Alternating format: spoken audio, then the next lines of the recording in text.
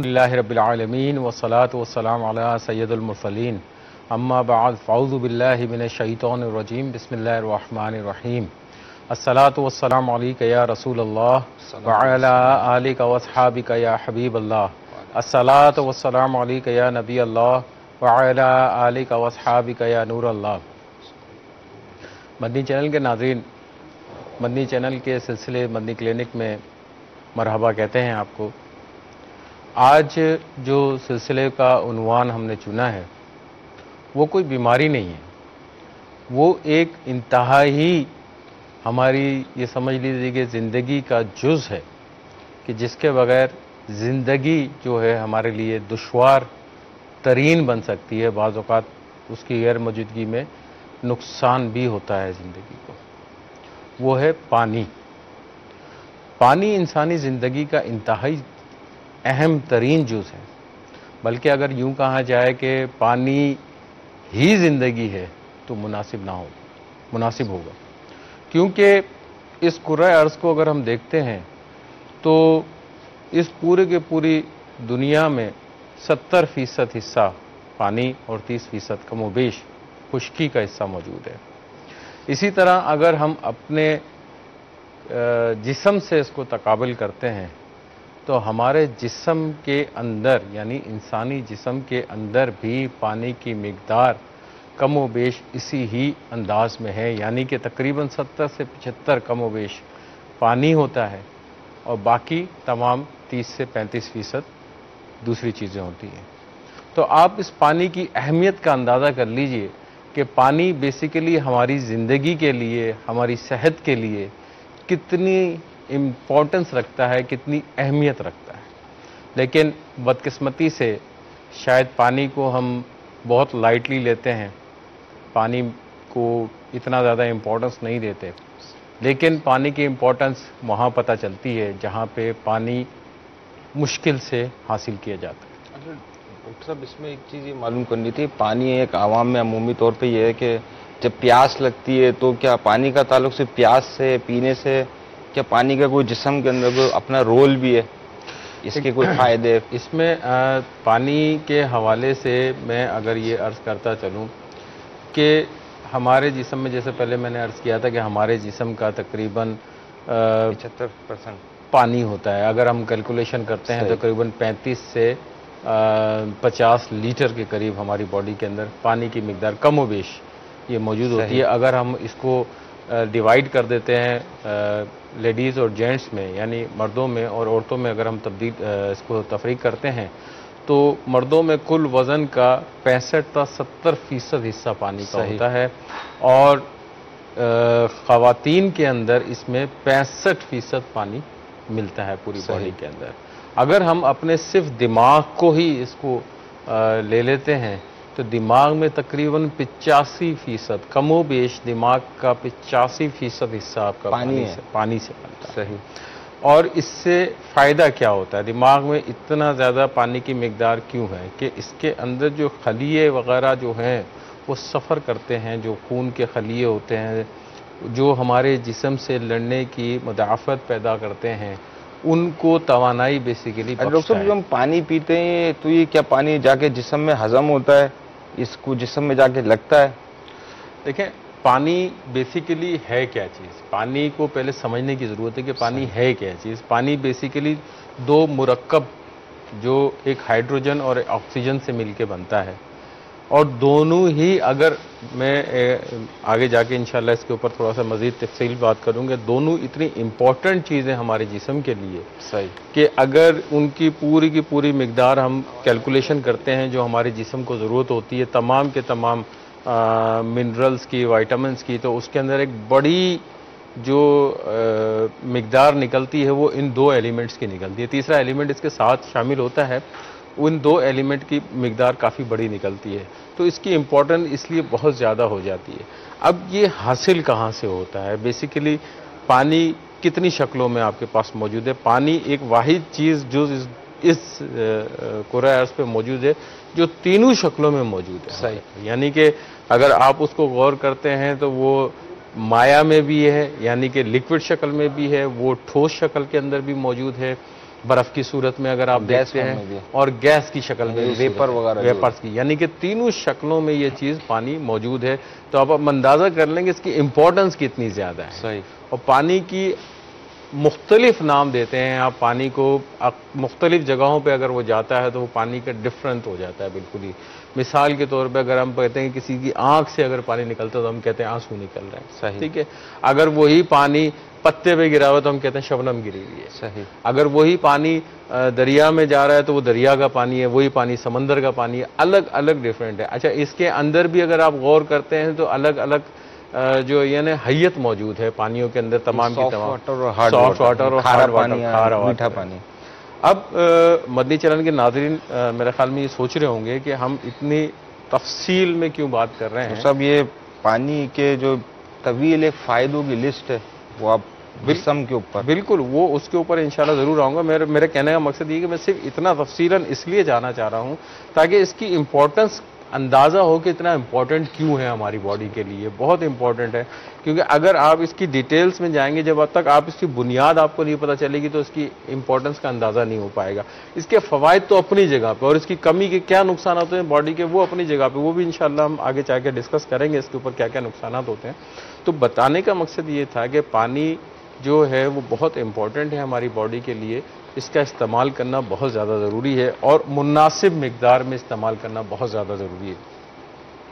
अगर आप ये देखें कि पानी बेसिकली मिलता कैसे है आपको, पानी आपके जाता है बारिश की सूरत में आता है, ठीक है, पहाड़ों पे आता है, बर्फ़ की सूरत में पिघल के दरियाओं में आता है, दरियाओं से फिर आपके हिस्से में आके आपके घरों तक मुख्तलिफ ज़राए के ज़रिए वो पहुँचता है। अब ये तमाम ज़राए तो पहुँच गया। जब पानी गिरा आसमान से तो वो H2O2 था, H2O था, ठीक है ना। जब वो उसके अंदर दूसरी चीज़ें मिलावट शामिल हो गई, जैसे गिरद गवार है, सारी चीज़ें हैं, तो उसमें वो चीज़ कमी हो गई। उसके बाद जब तक वो आपके पास पहुंचा तो उसके अंदर ज़मीन के ज़रिए से वो घूमता फिरता। इसमें देखें इंपॉर्टेंट चीज़ सलमान भाई क्या है, इसमें इंपॉर्टेंट चीज़ ये है कि जब ये पानी सफ़र करके आपके पास आ रहा होता है तो उस वक्त वो सारे मिनरल्स जो आपके जिस्म को ज़रूरत होती है वो हासिल करता हुआ आ रहा होता है। ये कुदरती डॉक्टर साहब एक निज़ाम है कि जो पहाड़ी इलाकों से चश्मे का जो पानी होता है ये रिच होता है मिनरल्स के अंदर। बिल्कुल, बिल्कुल। और वो मिनरल्स जो जिस्म के लिए ज़रूरी होते हैं। तो अभी इंशाल्लाह भी आगे चलेंगे तो पानी जैसे जैसे इस्तेमाल है, हर सिस्टम पे पानी का अपना एक रोल है। बिल्कुल। जैसे हाजमे का सिस्टम, सांस लेने का सिस्टम, इंसानी दिमाग का सिस्टम। तो इंशाल्लाह सिस्टमिक वाइज इसके फ़ायदों के ऊपर डिस्कशन करना शुरू करते हैं। अब जैसे डॉक्टर साहब पानी पीते हैं, अमूमन तो लोग जब प्यास लगती है तभी पानी पीते हैं, और भी प्यास क्यों लगती है वैसे, या तो पानी प्यास लगे तब पिए या एहतियातन हैबिचुअल पानी पी लेना चाहिए। एक नॉर्मल स्टडी है कि कम से कम जो है 8 गिलास मिनिमम जो है ना पानी पीना चाहिए आदमी को। सही। और इसके फ़वाइद क्या होते हैं, क्योंकि पानी पीने से फ़वाइद सबसे बड़ा फ़ायदा ये होता है कि ये बेसिकली आपके जिस्म के तमाम फाजिल मादे जो हैं उसको अखराज करने में मदद देता है। सबसे बड़ा फ़ायदा ये होता है। अच्छा डॉक्टर, इखराज जो जैसे उम्मन 3 तरीके से होता है, नहीं तो पसीना आ रहा होता है या पेशाब के ज़रिए भेजा, तो जितना पानी जिस्म से निकल रहा हो उतना रिप्लेनिश यानी वापसी पिया जाए। जी बिल्कुल। देखें, ज़रूरी नहीं है कि वो निकल रहा हो तो आपको एक आइडिया हो। बाज़ औक़ात एसी के एरिया के अंदर रहते हैं, एसी में एनवायरनमेंट के अंदर काम करने वाले लोग होते हैं, तो इनका मतलब ये नहीं है कि उनको पानी की ज़रूरत नहीं है, पानी की उनको भी ज़रूरत है। अगर वो पानी इस्तेमाल नहीं करेंगे तो आपके जिस्म का पानी जो आपकी एनर्जी में खर्च हो रहा होगा वो कमज़ोरी की तरफ लेके जाएगा, और आपके तमाम बॉडी का सिस्टम जो है वो उसके अंदर जो है मतलब एक तरह की हलचल मच जाएगी। अब वो चाहे कोई भी सिस्टम हो आपका, अगर डिहाइड्रेशन में चले जाता है, पानी की कमी उसके जिस्म के अंदर होती है, तो उसका तमाम का तमाम निज़ाम डाइजेस्टिव सिस्टम से लेके, हार्ट के सिस्टम से लेके, सर्कुलेटरी सिस्टम यानी ब्लड के सिस्टम से लेके तमाम का तमाम निज़ाम डिस्टर्ब होकर रह जाएगा। डॉक्टर साहब, इसको अगर हम ऐसे ले लें से पानी की कमी हो तो क्या हाजमे पे फ़र्क पड़ सकता है? देखिए, पानी की कमी डेफिनेटली हाजमे पे बहुत बड़ा असर पड़ती है। इसमें कब्ज़ का भी कोई ताल्लुक है? बहुत गहरा ताल्लुक है। अगर आप साफ पानी, सादा पानी, इम्पॉर्टेंट सवाल ये है कि पानी किस किस्म का, सादा पानी आपने जो है ना वो अगर आप इस्तेमाल करते हैं तो आपके निज़ाम हज़म पे बहुत ज़्यादा मुफीद रहता है वो। और जो सादा पानी इस्तेमाल करते हैं एक कसरत के साथ जो एक रिकमेंडेड वैल्यूज हैं उसके हिसाब से इस्तेमाल करते हैं, तो आप उनको अगर आप जज करेंगे तो उनमें बीमारी का रेशो काफी कम मिलेगा आपको, बहुत कम मिलेगा। इसी तरह जैसे ये तो पानी पिया तो कुव्वत हाजमा जो है वो हाजमे का सिस्टम बेहतर हुआ, देख कब्ज की कैफियत हुई वो खत्म हुई। अब इसमें जो ब्लड प्रेशर है, खून का दबाव है, इस पे व्यक्ति से क्या असरात आएंगे? लेकिन जब आप पानी पी रहे होते हैं ना, पानी जाके एक तो यहाँ तो जब हम पानी नहीं पी रहे तो अमूमन ब्लड प्रेशर लो मिलता है, और अगर हम पानी पी रहे हैं, हाइड्रेशन प्रॉपर रख रहे हैं, तब भी इसका कोई फायदा है?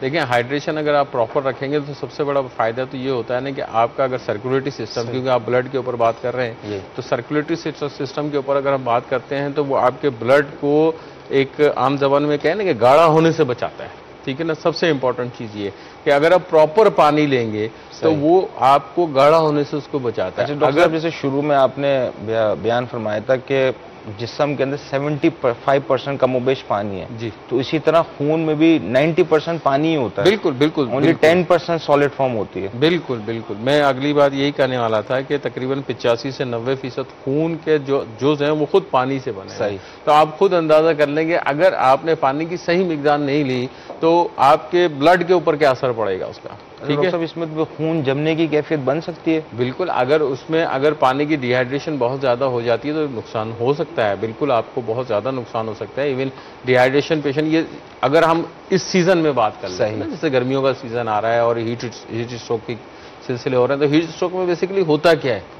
हीट स्ट्रोक में यही तो होता है कि आपका जो सर्कुलेटरी सिस्टम है वो आपका एक तरह से हिल जाता है, डैमेज सा हो जाता है, फ्लो नहीं होता ना, पानी इतना होता नहीं है, दिल पंप कर रहा होता है और बहाव नहीं बन पा रहा होता, आपको पसीना नहीं आ रहा होता। आपका मतलब पसीना आने से आपका बॉडी टेम्परेचर को उसको नॉर्मल करता है ना। पसीना भी तो एक हमारा एक कुदरती डिफेंस मैकेनिज्म है बेसिकली, वो जब आता है तो वो हमारे जो कुदरती सिस्टम में टेम्परेचर है उसको नॉर्मल करता है, लेकिन हीट स्ट्रोक के अंदर वो सिस्टम भी डैमेज हो जाता है, तो जिसकी वजह से आपका टेम्परेचर बहुत ज्यादा बढ़ रहा होता है और वो डिहाइड्रेशन का एलिमेंट हो जाता है, और फिर वही आपको जो है ना शॉक की कंडीशन में ले जाता है, बेहोशी की कैफियत में ले जाता है, उसके अंदर हाइपोग्लाइसीमिया में भी चले जाता है, बाज़ औक़ात ब्रेन डेथ भी हो जाती है। वो तो मुख्तलिफ चीजें होती हैं।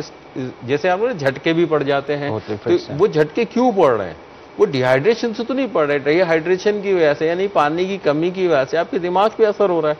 जब आपके दिमाग पे असर हो रहा है तब जाके वो झटके आपको पड़ रहे हैं। पानी की जब कमी होती है ना डॉक्टर साहब, इसमें इलेक्ट्रोलाइट सारे इम्बैलेंस हो जाते हैं जी, सोडियम बढ़ जाता है, पोटेशियम कम हो जाता है। इन इलेक्ट्रोलाइट इम्बैलेंस की वजह से फिट्स, झटके पड़ सकते हैं रिस्क पे, और पेशेंट कोमा में, हाइपोवॉल्मिक शॉक में भी जा सकता है जी। अब जैसे डॉक्टर साहब इस तरह भी आप डिस्कस कर रहे थे कि पानी पी रहे हैं तो हाजमे का सिस्टम बेहतर हो रहा है, खून का बहाव भी बेहतर हो रहा है, तो पानी पीने के साथ गुर्दों पे इसका क्या ताल्लुक है, पानी और गुर्दे का?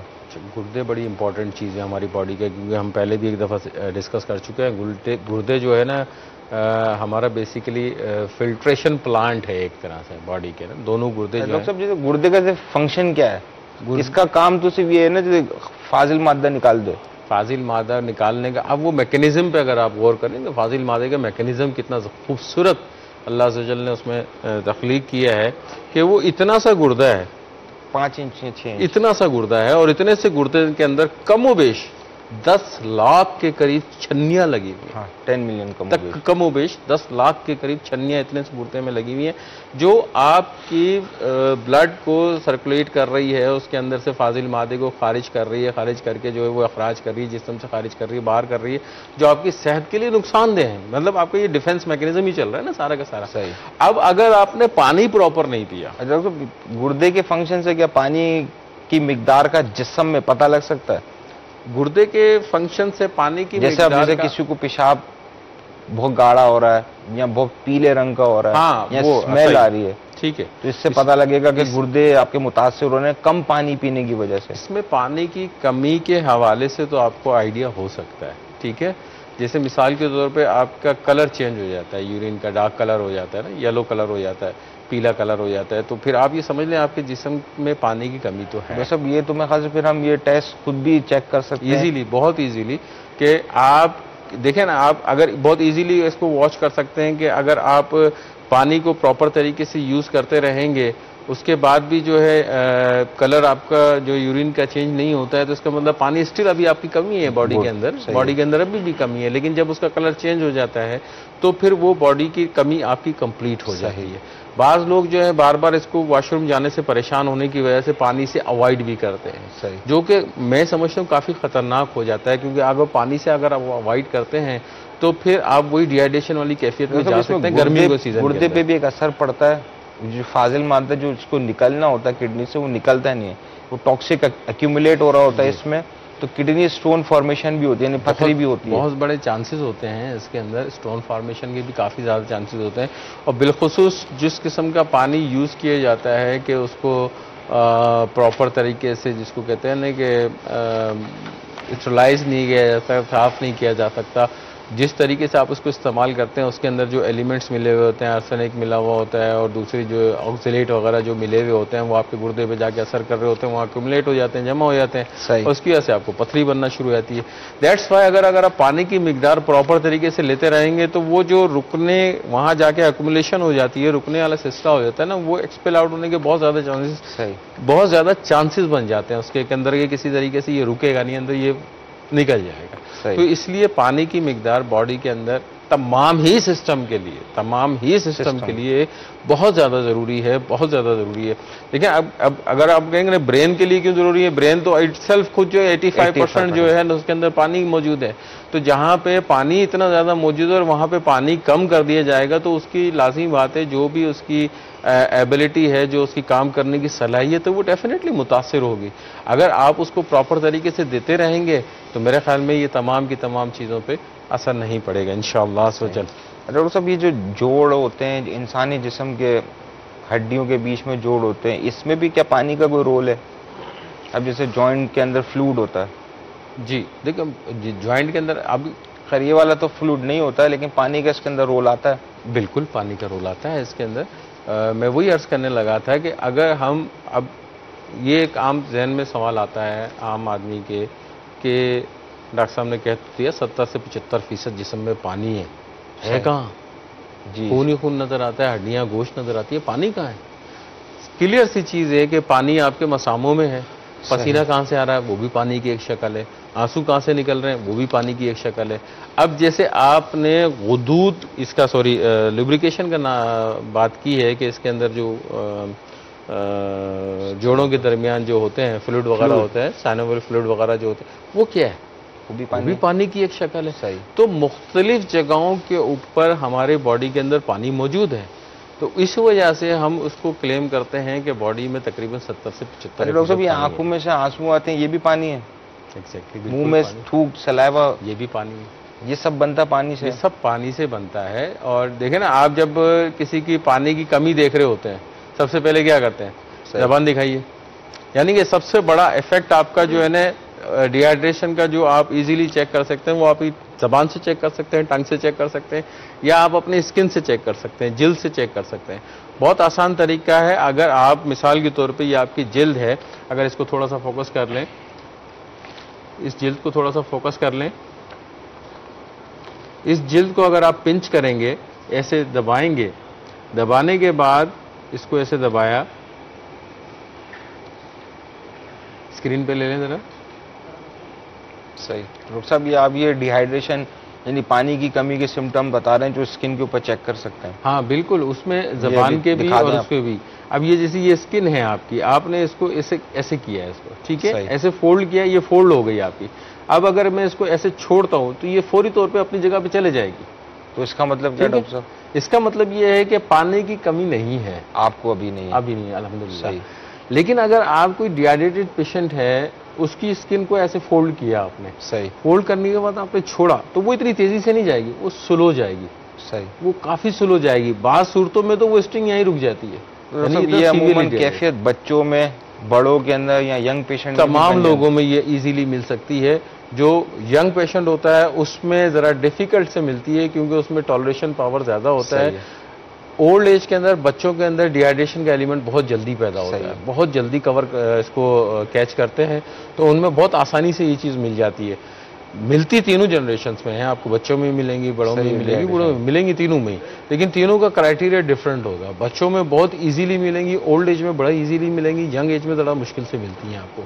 तो ये बहुत आसान सा तरीका होता है डिहाइड्रेशन को चेक करने का। अगर ये होता है, अगर ऐसी कोई अलामत होती हैं तो फौरी तौर पे आप जो है पानी का इस्तेमाल करें उसको, और अपने जिस्म में पानी को पूरा करने की कोशिश करें।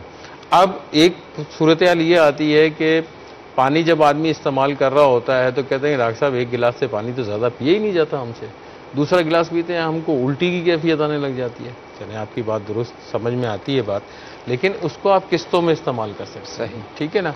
और अगर आप इंशाल्लाह भी डिस्कस करेंगे कि आपसे ये भी पूछेंगे कि पानी कितना पीना है जी, कितनी मिकदार में पीना है, एक साथ पीना है। अभी फिलहाल ये पहले समझा दें कि पानी ठंडा पीना है या सादा पीना है या रूम टेम्परेचर वाला पीना है।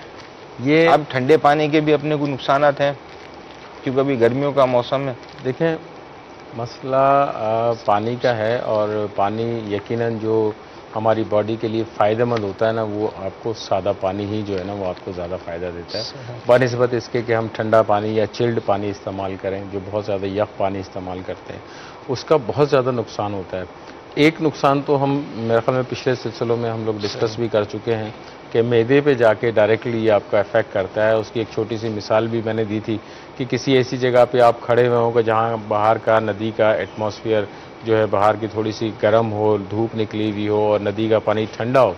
जब वन से एक दफ़ा आप जंप करते हैं नदी के अंदर, आप छलांग मारते हैं नहाने के लिए, तो क्या आप जब उस ठंडे पानी में अंदर जाते हैं तो पहला आपका रिएक्शन क्या होता है बॉडी का? क्या बॉडी आपकी सुकड़ जाती है या फैल जाती है? डेफिनेटली वो सुकड़ जाती है।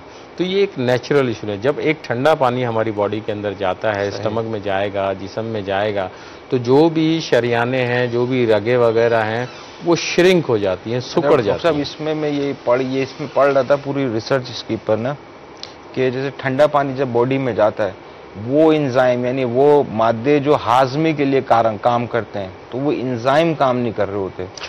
वो क्यों नहीं काम कर रहे होते? वो टेम्परेचर हाई हो चुका होता है। टेम्परेचर हाई हो जाता है, वो उस फंक्शन को छोड़ के इस काम में लग जाते हैं कि इसकी जो टेम्परेचर आया है ज्यादा उसको नॉर्मलाइज किया जाए। हजम करने के लिए काम करना है एंजाइम, वो एक सेट टेम्परेचर 37 डिग्री सेंटीग्रेड के ऊपर काम करता है। अब जब ठंडा पानी होता है तो वो एंजाइम का टेम्परेचर हाई होता है, वो काम नहीं करता, तो हाजमे का सिस्टम जो है ना, पूरा डाइजेशन वो डिस्टर्ब हो जाता है। बिल्कुल। इसकी वजह से 3-4 मोस्ट कॉमन मल्टीविटामिन हैं, मिनरल्स हैं, ये बॉडी एब्जॉर्ब नहीं कर पा रही होती है।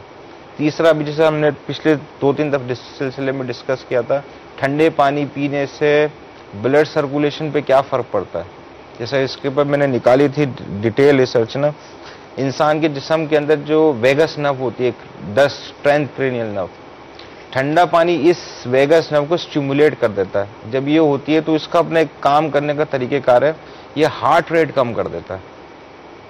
अब डॉक्टर साहब आपको पता होगा, जब ये दिल की धड़कन हार्ट रेट कम होती है, वो पेशेंट जो ऑलरेडी कार्डियोजेनिक रिस्क पे होते हैं या इस्कीमिक कार्डियक डिसीज हुई हुई होती हैं, जिनको अंजाइना पहले हुआ होता है, इनके लिए क्या खतरनाक हो सकता है? इसमें डेफिनेटली खतरनाक हो सकता है सलमान भाई। इसमें थोड़ा सा अगर आप क्लियर करते हुए चलें कि आपने वेगस नर्व का जो है तस्करा किया है, तो बेसिकली वेगस नर्व, क्योंकि हमारे मदनी चैनल के नाजरीन इस चीज़ को समझ नहीं पाएंगे, छोटा सा आप थोड़ा सा इसको अगर समझा देंगे बेसिकली वेगस नर्व है क्या, उसका फंक्शन क्या है, काम क्या है, ताकि उनको आसानी हो जाएगी। पूरे इंसान का जिस्म है ना, इसमें जैसे खून की सप्लाई, इसी तरह नर्व्स की सप्लाई भी होती है। जैसे हम कोई चीज़ हम टच करते हैं तो हमें पता कैसे चलता है, ये नर्व सप्लाई होती है। इसी तरह जैसे स्किन के ऊपर हमने टच किया तो इसका जो नर्व है वो अलग है, अल्नर नर्व कहलाती है। हर नर्व का अपना अपना काम है। तो इस वो निज़ाम हाजमा की जो नर्व सप्लाई है ना, वो वेगस नर्व से तो वो नर्व जब स्टिमुलेट होता है, उसका एक काम ये होता है हार्ट रेट को यानी दिल की धड़कन को कम कर देना। ठीक है। जब वो दिल की धड़कन कम होती है तो उन पेशेंट में जो ऑलरेडी हाइपरटेंसिव हैं या जिनको पहले कोई एंजाइना हुआ है या ब्लड प्रेशर का कोई मसला है, इनके अंदर रिस्क हो जाता है एमआई का। बिल्कुल, दिल की धड़कन भी कम हो जाती है। फिर देखिए उसमें हार्ट को ये से डॉक्टर साहब ठंडे पानी से हो रहा है। ठंडे पानी से हो रहा है। ठंडा पानी भी आप बता दें कितना ठंडा पानी? ठीक है, ठंडा तो ठंडा ही होता है ना। आप ठंडे पानी से मुराद ये है कि बर्फ का पानी, चिल्ड पानी आप यूज करेंगे, वो डेफिनेटली नुकसान देगा। मटके का जो पानी होता है वो भी ठंडा ही कहलाता है, लेकिन वो ठंडा पानी जो है ना मटके का, वो आपको नुकसान नहीं देगा। लेकिन जो चिल्ड पानी होता है, बिल्कुल लोगों को देखा है कि या तो रिफ्रीजर में से निकाल के पी रहे होते हैं, या फिर ये है कि क्यूब्स वगैरह पानी का, बर्फ वगैरह उसके अंदर डाल के उसको इस्तेमाल कर रहे होते हैं तो उससे बहुत ज़्यादा इफेक्ट पड़ता है। मतलब इस रिसर्च में जो भी हमने अभी डिस्कस किए, इसमें ये भी लिखा हुआ है कि जो दवा लें, डॉक्यूमेंटेड है ये, कि जो दवा लें ना, वो दवा भी ठंडे पानी से ना लें, क्योंकि ठंडे पानी से जब दवा जाती है पेट में तो उसके जो केमिकल्स होते हैं वो निकल नहीं पा रहे होते, तो दवा का जो मेडिकल यूज है ना वो पूरा एफिकेसी पे फर्क आ जाता है। अब एफिकेसी से मतलब ये है कि 500 mg पे जो काम कर रही है कम हो जाती है, ये रिटर्न है, मेंशन है। अब इसको मजीद एक्सप्लेन नहीं, बिल्कुल आप सही फरमा रहे हैं। देखिए ठंडे पानी से, जैसे हमने लास्ट टाइम भी तस्करा किया था कि ठंडा पानी सिर्फ आपका एक जहनी तौर पे तस्कीन देता है वक्ती तौर के ऊपर, वो आपकी जिस्म को, आपकी बॉडी को ऐसा खास कोई फ़ायदा नहीं पहुंचाता। जबकि आप, जैसे एक मिसाल हमने दी थी कि ठंडा पानी जब हम इस्तेमाल करते हैं तो अक्सर ये शिकायत होती है कि ठंडे पानी से हमारी प्यास नहीं बुझती है, यार कितना ही ठंडा पानी पी लें हमारी प्यास नहीं बुझती है। उसकी वजह क्या होती है, हमने पिछले सिलसिले में उसकी वजह भी यही बताई थी कि जब आप पानी पी रहे होते हैं, ठंडा पानी पी रहे होते हैं, तो आपका बॉडी सिस्टम, जैसे अंदर का टेम्परेचर और बाहर के चेंज में फ़र्क होता है, तो अंदर का टेम्परेचर आपका वर्क करने लग जाता है इसको नॉर्मल करने में, ठीक है ना। तो वो हीट प्रोडक्शन शुरू हो जाती है। जब अंदर से हीट प्रोडक्शन शुरू हो जाती है उसको नॉर्मल करने के लिए, तो अंदर जो एक्सेसिव पानी है वो मजीद ज़ाया होना शुरू हो जाता है। वो मजीद ज़ाया शुरू हो जाता है तो फिर आपकी प्यास की कैफियत वही रहती है जो ऑलरेडी मौजूद होती है पहले से ही, तो आपको ऐसा लग रहा होता है कि प्यास आपकी बुझी नहीं है। तो प्यास हमेशा सादा पानी से ही बुझती है, ठंडे पानी से कभी भी प्यास नहीं बुझती। उसकी रीज़न यही है। सही। अच्छा, तो इसमें एक चीज़ लिखी हुई है, डॉक्टर का कमेंट है जिन्होंने रिसर्च की है कि इसमें लिखा हुआ है कि ज़्यादा ठंडे पानी पीने से जो ज़्यादा पानी पी रहे होते हैं उनके अंदर दो चीज़ों का रिस्क आ जाता है, क्रोनिक हार्ट डिजीज और खून का जो बहाव है ना उसमें क्लॉटिंग का रिस्क फैक्टर बढ़ जाता है। बिल्कुल, ठंडे पानी से देखें बात वही है ना कि आपका हार्ट फंक्शन एकदम, एक तो हार्ट रेट जो है आपका स्लो हो जाता है, स्लो होने के बाद जो है खून का बहाव जितना स्लो होगा तो रिस्क बढ़ जाएगा ना, बढ़ जाता है उसके अंदर। और पानी जब आप ठंडा पी रहे होते हैं ना तो ठंडा पानी ज़्यादा पिया भी नहीं जाता है। सही, ठीक है ना। आप एक गिलास पी लेते हैं, दूसरे गिलास पीने के लिए सोचते हैं, जबकि आप सादा पानी एक गिलास की जगह 2 गिलास पी सकते हैं इजीली, कोई मसला नहीं होता है। और उससे फ़ायदा क्या होता है, तो डिहाइड्रेशन का एलिमेंट आपकी बॉडी के अंदर ठंडे पानी की वजह से आपने कम पिया, पानी कम पिया तो और ज़्यादा डिहाइड्रेशन हुई। तो जब सर्कुलेशन में पानी ही आपको नहीं मिलेगा तो क्लॉटिंग फैक्टर्स तो डेफिनेटली बढ़ेंगे। सही, ठीक है ना। आपका यानी खून जो जम रहा होगा, जो गाढ़ापन पैदा हो रहा होगा, वो तो आगे जाकर नुकसान ही पैदा करेगा। तो उसकी वजह से ये प्रॉब्लम्स आ सकती हैं। उसके अंदर एहतियात करना चाहिए। हम ये नहीं कह रहे कि ठंडा पानी बिल्कुल ही जो है ना अपनी ज़िंदगी से निकाल दें, लेकिन बहुत एहतियात करनी चाहिए। इसके अंदर बहुत ज़्यादा एहतियात करनी चाहिए। बिलखुसूस बहुत ज़्यादा चिल्ड पानी जो है अक्सर लोगों को आदत होती है फ्रिज में से, डीप फ्रीज़र के अंदर से चिल्ड पानी पीने की, उसको थोड़ा सा कंट्रोल करना चाहिए। सही। इसमें ये भी होता है कि बिलखुसूस जैसे ठंडे पानी अलग अलग अंदाज से लोग पीते हैं, बिलखुसूस खाने के बाद। जी और बिलखुसूस के जब कुछ मुरगन चीज़ें खाई हों, कि तली हुई चीज़ें जैसे पकोड़े खाए, वो घी में तर बतर, फिर उसके बाद फिर ठंडा पानी पीना, इसमें और आम तौर से ठंडा पानी पीने में तो फिर इसके नुकसानात मजीद बढ़ जाते हैं। खलील भाई, आपने जो बात अर्ज की है ये आज एक डॉक्यूमेंटेड रिसर्च पे ऊपर है कि अगर आप फ्रेंच फ्राइज लें, उसके ऊपर कोई कोल्ड ड्रिंक पी लें तो इट टेक्स यानी 2 हफ्ते लगेंगे इसको हजम होने में। सही, ये रिटर्न में रिसर्च बेस यानी फ्रेंच फ्राइज खा लें उसके साथ आप कोल्ड ड्रिंक पी लें तो नॉर्मल जो फंक्शनिंग स्पीड है ना आपके हाजमे की इस सिस्टम में, तो 2 हफ्ते लगेंगे इसको पूरा हजम होने में। फ्रेंच फ्राइज आप सोचे फिर ये अपने निज़ाम में हाजमा पे आप कितना स्ट्रेस डालें। डेफिनेटली असर पड़ता है। फरमाते हैं अतिब्बा के जैसे बिरयानी खाई, अब वो मुरगन होती है, इसी तरह से कोई और ब्रोस्ट खाया, पकोड़े, समोसे, पिज़्ज़ा, पराठे, इस टाइप की चीज़ें खाकर फिर ऊपर से ये ठंडा पानी या ठंडे मशरूबात, सही, ये पीने से जो है पित्ते की पथरी भी बनती है। अच्छा, सही।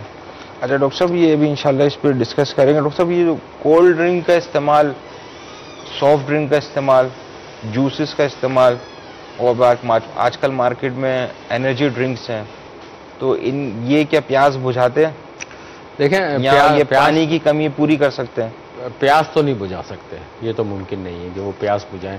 दो रीजंस हैं। एक रीजन पे तो हम मुसलसल डिस्कस कर रहे हैं कि वो ठंडा होता है, ठीक है ना, तो ठंडा पानी तो प्यास वैसे भी नहीं बुझाता। दूसरा उसमें केमिकल्स जो मिले हुए होते हैं, ठीक है ना। वक्ती तौर पे मैंने कहा ना को एहसास ज़रूर होता है आदमी को फ्रेशनेस का, कि ठंडक पहुंच गई, अंदरूनी तौर पे क्या हो गया क्या नहीं हो गया, लेकिन वो वक्ती तौर पे होता है। अंदरूनी तौर पे आपको कोई ऐसा खास फायदा नहीं हो रहा। इसके डॉक्टर नुकसान काफ़ी ज़्यादा हैं, बहुत ज़्यादा नुकसान हैं, क्योंकि उसके अंदर जो आपको पता है केमिकल्स मिले हुए होते हैं, उनके अपने कार्बोनिक एसिड वगैरह जो होते हैं उनके अपने एक नुकसान होते हैं, वो इस्तेमाल नहीं करने चाहिए। अब डॉक्टर इसके अंदर जैसे सॉफ्ट ड्रिंक्स वगैरह होती है, इनमें जो केमिकल्स होते हैं, शुगर की मिकदार ज़्यादा होती है जी। कोल्ड ड्रिंक या सॉफ्ट ड्रिंक जो हाई क्वांटिटी शुगर इसमें ज़्यादा है, जैसे वो पेट में जाती है तो इंसुलिन का रश शुरू हो जाता है, बढ़ जाता है। इंसुलिन लेवल जब बढ़ता है, जितनी नंबर ऑफ कोल्ड ड्रिंक आप ले रहे होते हैं, इंसुलिन का लेवल बढ़ रहा होता है, ये लीड करता है डायबिटिक के ऊपर। बिल्कुल। तो ये इंडिकेटेड है। सॉफ्ट ड्रिंक और इस तरह की एनर्जी ड्रिंक लिंक करते हैं टू टाइप 1 डायबिटिक, और टाइप 2 के अंदर भी इसके अंदर आ रहा है फैक्टर। Problem definitely. देखें, ये जब आप एक नॉर्मल से हट के, क्योंकि ये नॉर्मल चीज़ें तो नहीं है, आप इसको जदीद साइंस की जदीद तख्लीकें कह सकते हैं कि ये चीज़ें जो आई हैं, ठंडा पानी है, फ्रिज है, कोल्ड ड्रिंक्स वगैरह हैं, ये नॉर्मल चीज़ें तो नहीं है। जब आप एक नॉर्मल से हट के कोई चीज़ करेंगे, नेचर से हट के कोई चीज़ करेंगे, तो ये आप तवक्का ना रखेंगे, उससे आपको बहुत बड़ा बेनिफिट उठेगा किसी भी चीज़ से आप ले। डॉक्टर साहब, इसका ऑल्टरनेटिव भी मार्केट में आया था। पहले तो शुगर ड्रिंक कहलाती थी, शुगर होती थी, कार्बोनेटेड ड्रिंक्स। अब इसका ऑल्टरनेटिव आया कि जिसमें जो 0 कैलोरी या 0 शुगर के नाम से है। इसमें बेसिकली होता है एक केमिकल एस्पार्टामिन जी। ये केमिकल अब जो रिसर्च हुई है, ये लिंक कर रहा है जहनी बीमारियों के साथ। वो पेशेंट जो इस तरह की ड्रिंक पी रहे हैं जो 0 कैलोरी के नाम से आती हैं, इसमें एस्पार्टामिन मौजूद है। इसके अंदर डिप्रेशन, इंसोम्निया यानी डिप्रेशन का मसला, नींद का मसला और दीगर जहनी अमराज लिंक्ड हो रहे हैं इसके साथ। तो अब ये 0 वाली जो ड्रिंक है ये भी बंद कर दें। ये भी नुकसानदेह है। देखें, जो चीज़ भी रिसर्च बेस्ड इस वक्त आ रही है, वो यकीनन कहीं ना कहीं रिसर्च कर रहे होंगे और उनको रिपोर्ट्स ऐसी मिल रही होंगी, जब भी तो ये सामने रिसर्च आती है। रिसर्च हमेशा उन्हीं चीज़ों पे की जाती है जिनके कुछ साइड इफ़ेक्ट्स सामने आने शुरू हो जाते हैं। अगर आपको मिसाल के तौर पे एक कोई भी ड्रग मार्केट के अंदर आती है, दवा वगैरह कोई भी मार्केट के अंदर आती है, तो उसका अगर कोई साइड इफ़ेक्ट आता है सामने, तो वो उसको रोक लिया जाता है और उस पर फिर रिसर्च की जाती है, ठीक है ना। अब रिसर्च में यही होता है कि 10, 15, 20 लोगों को कुछ अरसे के लिए वो चीज़ इस्तेमाल करवा के फिर उसका रिजल्ट देखा जाता है। रिजल्ट देखने के बाद ये सारी चीज़ें की जाती है। तो जब ये चीज़ की होगी तो यकीनन जब इनके पास कंप्लेन इस किस्म की आई होगी तो उन्होंने डॉक्टर साहब यहाँ पे लिखा हुआ है मोर देन 10,000 कंज्यूमर कंप्लेंट्स हैं FDA पे। 10,000 मोर देन 10,000 जो उस वक्त रिसर्च कंडक्टेड हुई है। डॉक्टर साहब, ये ड्रिंक्स वगैरह जो होती हैं, कोल्ड ड्रिंक हो गए या घरेलू, इनमें क्या तेजाबियत भी होती है? देखिए, एसिड तो होता है ना, एसिड तो बता खुद एक तेजाब का ही। एसिडिटी का मैदे पे क्या ताल्लुक? नुकसान तो होता है जब आप तेजाबियत वगैरह वाली चीज़ लेते हैं, एसिडिटी लेते हैं। मैंने कहा ना, ज़ाहिरी तौर पे अच्छा लग रहा होता है, सही ठंडी चीज़ जाती है, ज़ाहिरी तौर पे अच्छा लग रहा होता है, लेकिन अंदरूनी तौर पे वो अच्छा नहीं होता है। एक एसिड है आपकी बॉडी के अंदर जाके जो है ना, वो गैस प्रोडक्शन करता है। गैस प्रोडक्शन अल्सर वगैरह में प्रॉब्लम कर सकता है, दर्द पैदा कर सकता है, और मसाइल भी खड़े कर सकता है। डाइजेशन के मसाइल यानी निज़ाम के मसाइल जो है ना, वो करें। उमूमी तौर पे कोल्ड ड्रिंक्स वगैरह यूज़ करते हैं कि आप रात को जो है खाने में जो है कुछ आपने हैवी डाइट ले ली, कुछ इस किस्म की, और साथ में कोल्ड ड्रिंक ले लीजिए, हाजमा ठीक हो जाएगा। हाजमा ठीक नहीं होगा, हाजमा बिगड़ जाएगा, बिगड़ जाता है हाजमा। दैट्स व्हाई जो सुबह उठ के फिर बोलते हैं कि जी पेट में जो है ना कैफियत ऐसी हो रही है, गैस वाली कैफियत हो रही है, पेट में दर्द हो रहा है या उल्टी वाली कैफियत हो रही है, वो यही वजह होती है कि आप इस किस्म की चीज़ें यूज़ कर रहे होते हैं जिसकी वजह से डाइजेशन आपकी प्रॉपर नहीं हो पा रही होती है और उसकी वजह से बाद में हैवीनेस फील होती है। सब अब तो इंशाल्लाह रमज़ान की आमद है, तो अब इफ्तार में पानी, जूस का किस तरीके से इस्तेमाल किया जाए, एक साथ ठंडा या फिर नॉर्मल? ठीक है, पानी तो अगर इफ्तार में आप लेते हैं तो जो नॉर्मल पानी है ना, उसी से इफ्तार करना चाहिए। आइडियली तो यही तरीक़ेकार है, लेकिन प्रैक्टिकली ये नज़र नहीं आता। होता क्या है कि आप वही जो एक लवाज़मात हैं, ऑयली चीज़ें वगैरह, समोसे पकौड़े वगैरह, उसको इस्तेमाल करते हैं। मतलब आप फ्रूट नहीं खाते, आप पहले उसके ऊपर हाथ डालते हैं और उसके बाद साथ में पीते हैं एक चिल्ड ठंडा पानी जो आपने पहले से ही रखा हुआ होता है। ये शरबत जो है पहले से ही आपने अपने हिस्से का अलग से रखा हुआ होता है, वो पी रहे होते हैं। वो आपको नुकसान देगा, डेफिनेटली नुकसान देगा।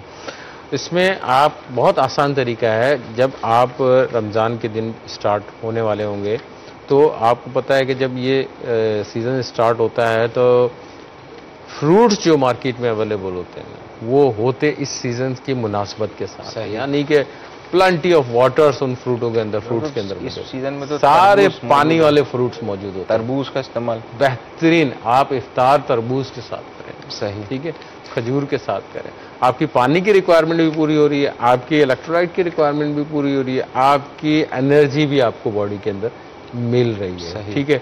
आपको ज़रूरत नहीं है किसी चीज़ की कि आप किसी समोसे की तरफ आग बढ़ाएं या पकौड़े की तरफ आग बढ़ाएं।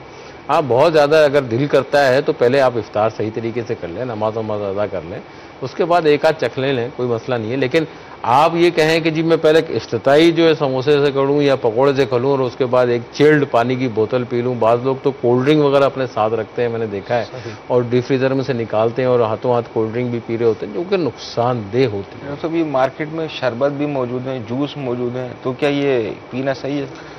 देखें, जो शरबत वगैरह मार्केट के अंदर मौजूद हैं तो डेफिनेटली जो अच्छे ब्रांडेड चीज़ें हैं वो तो आप यकीनन इस्तेमाल कर सकते हैं, अच्छे ब्रांडेड चीज़ें। हम कुछ ऐसी नहीं घरेलू चीज़ें ज़्यादा इस्तेमाल कर लें? नहीं, घरेलू बिल्कुल वो अभी जैसे हम अभी डिस्कशन कर रहे थे सॉफ्ट ड्रिंक वो इन सब के ऊपर, इन सब में केमिकल एडिड है, सारे में डायरूटिक भी हैं, बहुत सारों में केमिकल्स हैं। अक्सर जो केन ड्रिंक्स होती हैं इनके अंदर टॉक्सिक लेवल बहुत ज़्यादा बढ़ा है। देखिए, अगर आपको जूस पीने का बहुत शौक है ना, तो मुझे ये बताइए क्या आपके तरबूज का शरबत नहीं बन सकता? जी डॉक्टर साहब, सही है। गर्मियों में बेहतरीन शरबत तैयार होता है तरबूज का। फालसे का शरबत गर्मियों में बेहतरीन तैयार होता है। फालसे फ्रूट का फ्रूट है, शरबत का शरबत है, आप उसको यूज़ करें, आपको फ़ायदा मिलेगा। आज खलील भाई से भी पूछ लेंगे, इन्होंने भी कुछ शरबत बनाया आज। खलील भाई ने तो माशाल्लाह, फालसे का आपने जिक्र किया, फालसा फालसे भी हमारे पास मौजूद है, तो फालसे से स्टार्ट ले लेंगे जी। सल्लल्लाहु अलल हबीब सल्लल्लाहु अला मुहम्मद सल्लल्लाहु अलैहि वसल्लम। इंशाअल्लाह अज़्ज़ा वजल फालसे के हवाले से, चेरी के हवाले से, आलू बुखारा और इमली का जो शरबत बनता है, ये 2-3 शरबत इनके बारे में इंशाअल्लाह अज़्ज़ा वजल हम आज सुनेंगे। तो शरबत आम तौर से बाज़ लोग तो बना लेते होंगे, मगर हमें इस बात पर तवज्जो देनी है कि इसके फ़वाइद क्या हैं। अगर जायके पर जाएंगे तो जायके के हवाले से तो फिर बहुत सारे मार्केट में गैर मायारी शरबत भी होते हैं जो चीज़ें सेहत के लिए नुकसानदेह होती हैं। तो हमें जो नज़र जो रखनी है वो इसके फ़वाइद पर रखनी है कि इससे जो होने वाले फ़वाइद हैं वो मेरे लिए कितने अच्छे साबित होंगे। तो जब वो इसके फ़वाइद पेश नज़र होंगे तो फिर इंशाअल्लाह अज़्ज़ा वजल इसकी तरफ रग़बत भी बढ़ेगी, और जो बाज़ारी गैर मायारी जो ऐसी चीज़ें होती हैं, बिलखुसूस जैसे शरबत की बात हो रही है, तो इंशाअल्लाह अज़्ज़ा वजल उससे बचने का जहन बनेगा। लेकिन जो हम आपको अर्ज़ कर रहे हैं इंशाअल्लाह ये मायारी भी हैं और घर में बनाना आसान भी हैं, और फिर इसके फ़वाइद भी बहुत सारे बेशुमार हैं सेहत के हवाले से। सबसे पहले हम रमज़ानुल मुबारक की आमद आमद इसका ज़िक्र खैर करते हैं कि मेरे आका शेख तरीक़त अमीर अहले सुन्नत दामत बरकातुहुमुल आलिया ने रोज़े में प्यास की शिद्दत से हिफाजत के लिए एक घरेलू इलाज आपने अता फरमाया है। तो हम इसको जो है सबसे पहले ज़िक्र करते हैं। इस पे ले गया कि साहरी आप फरमाते हैं रोज़े में प्यास की शिद्दत से हिफाजत का घरेलू इलाज, साहरी खाकर एक खजूर चबाइए और साथ ही पानी का एक घूंट मुंह में भर लीजिए। दोनों अच्छी तरह हिला जुलाकर मिक्स करके निगल लीजिए, यानी एक घूंट पानी का और एक खजूर, इसको मुंह में अच्छी तरह मिक्स कीजिए और फिर इसको निगल लीजिए। इसी तरीके पर एक एक करके 3 खजूरें खाइए। इंशाअल्लाह अज़्ज़ा वजल रोज़े में सारा दिन प्यास की शिद्दत से हिफाजत होगी। तो जिन्हें बिलखुसूस प्यास के हवाले से जैसे ये इसकी शिद्दत जो है वह तंग करती है, वो चाहें तो ये शेख तरीक़त अमीर अहले सुन्नत का अता फरमाया हुआ ये घरेलू इलाज अगर कर लेंगे तो इंशाअल्लाह अज़्ज़ा वजल जहाँ जहाँ गर्मी है, जैसे हमारे पाकिस्तान में गर्मी है, तो इंशाअल्लाह अज़्ज़ा वजल रोज़े रखने में आसानी रहेगी। तो आइए हम सबसे पहले फालसे के हवाले से सुनते हैं।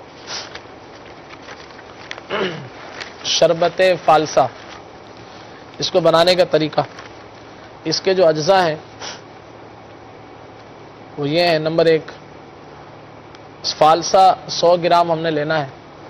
ये फालसा आप देख भी रहे हैं, फालसा 100 ग्राम और चीनी जो है 1 चम्मच, पानी 2 गिलास, नमक जो है हस्बे जायका। इसमें यह ख्याल रहे कि ब्लड प्रेशर और शुगर वाले नमक चीनी अपने तबीब के मशवरे के मुताबिक जो है इस्तेमाल करें। इसका तरीका जो बनाने का है वो ये है कि फालसे को पानी में डालकर अच्छी तरह ग्राइंड कर लीजिए और छान लें, फिर इसमें नमक चीनी शामिल कर लीजिए, शरबत तैयार है।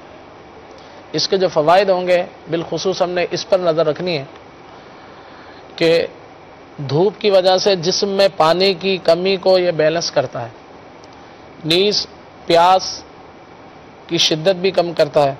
इसके अलावा ब्लड प्रेशर और कोलेस्ट्रॉल में भी फ़ायदा होगा इंशाअल्लाह अज़्ज़ा वजल। इसी तरह से फालसे के मज़ीद भी फ़वाइद हैं कि गर्मी में जो बुखार हो जाता है उसमें भी इससे फ़ायदा होता है, घबराहट, मतली, कै वग़ैरह में ये फ़ायदा करता है। इसी तरह लू से भी बचाता है और जिस्म में जो है ठंडक पैदा करता है। तो ये शरबत जो है फालसे का, बाज़ारी शरबतों से बचकर, जो गैर मयारी शरबत होते हैं उनसे बचकर इसको इस्तेमाल करें तो इंशाअल्लाह अज़्ज़ा वजल शरबत का शरबत भी हो जाएगा और इसमें जायका भी अल्हम्दुलिल्लाह होता है। अल्लाह ताला की बहुत प्यारी नेमत है। अमीर अहले सुन्नत का रिसाला गर्मी से हिफाजत के मदनी फूल में आप इसके बारे में मज़ीद पढ़ सकते हैं। इसी तरह से एक और शरबत, चेरी का शरबत बनाने का तरीका भी समात फरमाइए। चेरी का शरबत, अज्जा जो है वो इसमें यह है कि चेरी तकरीबन 50 ग्राम चेरी ले लीजिए और चीनी 1 चम्मच, नमक हस्बे जायका और पानी 2 गिलास। पानी के बजाय अगर कोई दूध में बनाना चाहें तो 1 गिलास दूध भी शामिल फरमा लें। तरीका, सबसे पहले चेरी को कुछ पानी में डालकर अच्छी तरह ग्राइंड कर लीजिए, ग्राइंड करके छान लीजिए, क्योंकि इसमें जो है इसका जो बीज होता है ज़ाहिर बात है उसको जो है हर कोई उसको नहीं पी सकता, तो इसलिए इसको ग्राइंड करने के बाद इसको छान लीजिए। फिर इसमें चीनी, नमक और दूध हल कर लीजिए, यानी कि जो इसको पानी में पीना चाहे तो वो 2 गिलास पानी में इसको ग्राइंड करके इसको छान लें, फिर नमक चीनी वगैरह मिलाकर इस्तेमाल कर लें। और जो इसका यूँ कह लें कि मिल्क शेक बनाना चाहते हैं तो वो थोड़े से पानी में पहले इसको ग्राइंड कर लें, उसके बाद जो है उसमें दूध शामिल कर लें छानने के बाद, और फिर चीनी वगैरह जो अर्ज़ किया है वो इसमें शामिल करके इसको इस्तेमाल करें। इसके जो फ़वाइद होंगे वो भी समात फरमाइए। इसमें यह भी ख्याल रहे कि शुगर और बीपी हाई वाले नमक चीनी ना मिलाएं या फिर अपने तबीब के मशवरे के मुताबिक अमल करें। इसके जो फ़वाइद हैं, क़ुव्वत, एनर्जी, यानी कि रोज़े की हालत में जिन लोगों को कमज़ोरी हो जाती है, बहुत ज़्यादा निढाल हो जाते हैं, तो उनके लिए ये बेहतरीन एक जो है शरबत जो है बेहतरीन इंशाअल्लाह साबित होगा। क़ुव्वत, एनर्जी और फिर खून की कमी, भूख प्यास की शिद्दत में मुफीद है इंशाअल्लाह अज़्ज़ा वजल। इसी तरह से जो चेरी है इसके जो फ़वाइद हैं, मज़ीद भी इसके फ़वाइद हैं कि ये दांतों को मजबूत करती है, नाखून जो है इसको भी मजबूत करती है, और बालों की जो चमक है, जो लोग इसको इस्तेमाल करते हैं, बालों की चमक में इजाफा करती है। इसी तरह जो बुज़ुर्ग हैं, बड़ी उम्र के जो हजरात हैं, अगर वो चेरी का इस्तेमाल करें तो बीपी हाई, गठिया और दमे वगैरह के जो अमराज होते हैं इंशाअल्लाह अज़्ज़ा वजल इससे हिफाजत रहेगी। मज़ीद भी है इंशाअल्लाह आगे अर्ज़ करूँ। अच्छा डॉक्टर साहब, उमूमन ये देखा जाता है गर्मियों के मौसम के अंदर, जैसे कभी कुछ लोगों को गर्मी लग जाती है या भी कमज़ोरी हो जाती है तो करीबी डॉक्टर या अक्सरियत फ़ौरन ड्रिप की तवज्जो दिलाते हैं, या मरीज़ों की भी ख्वाहिश होती है कि ड्रिप लग जाए तो हम ठीक हो जाएंगे। क्या ड्रिप लगवाना सही है या खुद से लगवाना सही है, या ड्रिप बेसिकली होती क्या चीज़ है?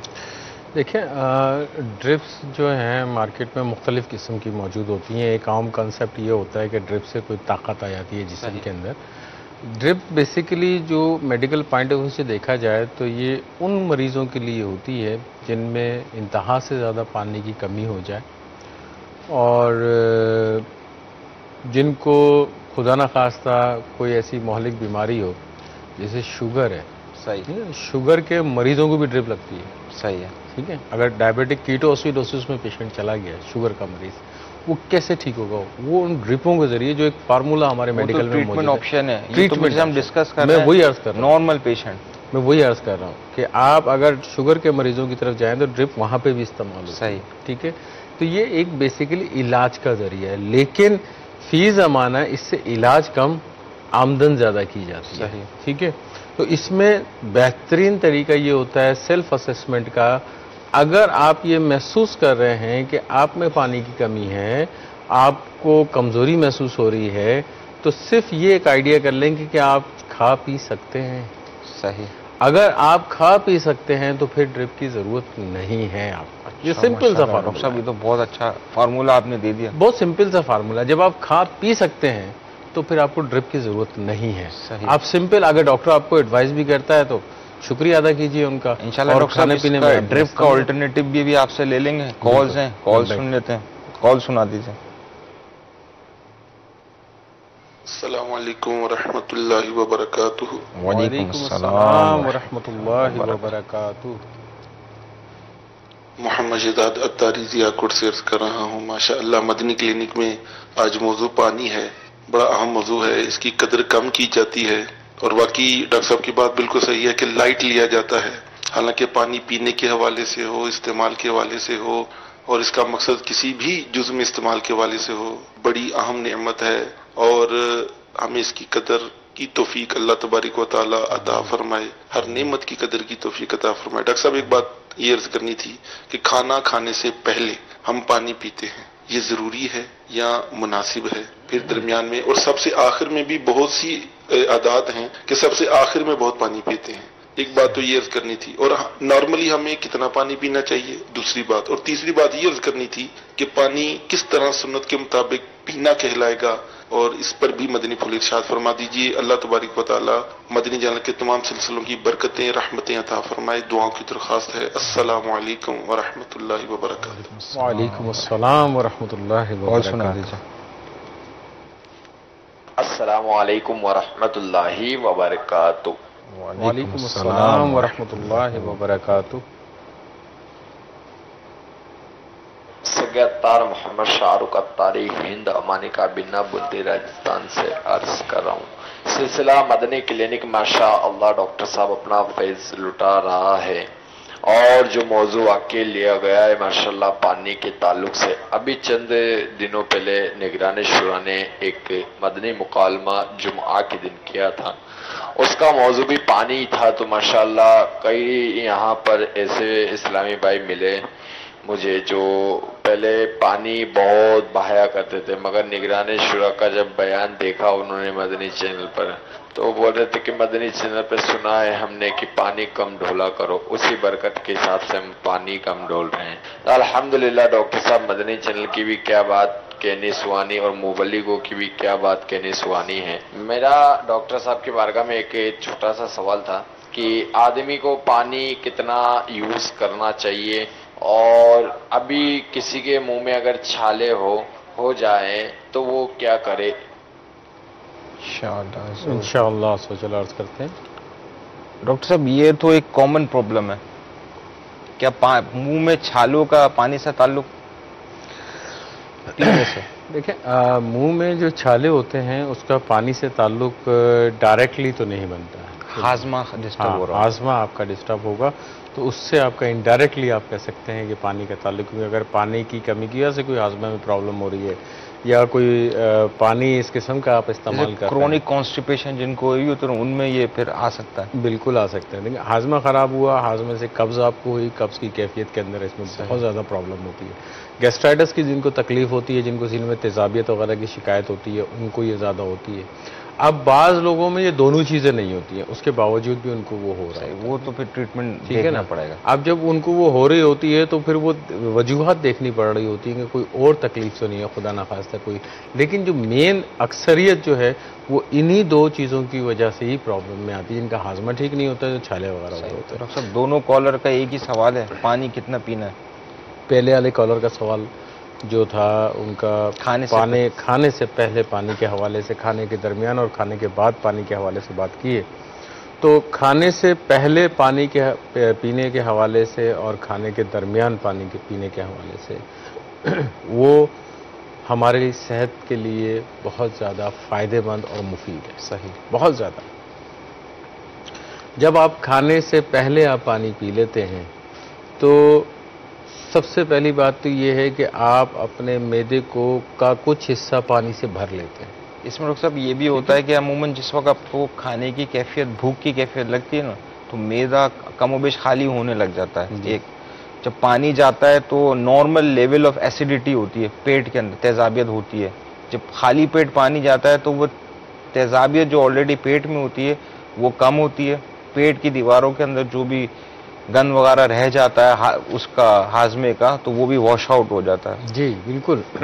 तो जब वो एक स्पेस ले लेता है मैदे के अंदर, तो जब आप खाना खा रहे होते हैं तो खाना खाने के बाद आप मिसाल के तौर पे अगर आपको बहुत ज़्यादा भूख लग रही है कि यार आज तो मैंने बस 2 प्लेटें खा लेनी है चावल की या 3 प्लेटें खा लेनी है और 4 रोटियां खा लेनी है, तो वो आपको सेहत के लिए नुकसानदेह बन सकता है। ये जो खाने के बीच में जो पानी है ना, अगर खाने के बीच में पानी का इस्तेमाल करें ना, तो इसमें वो पेशेंट जिनको अल्सर की शिकायत है, क्योंकि जब हम खाना खा रहे होते हैं तो खाने के दौरान पेट के अंदर अपना एसिड प्रोडक्शन सिस्टम होता है, यानी तेजाबियत पैदा कर रहा होता है, अपने पेट की दीवारों में से एसिड निकल रहा होता है।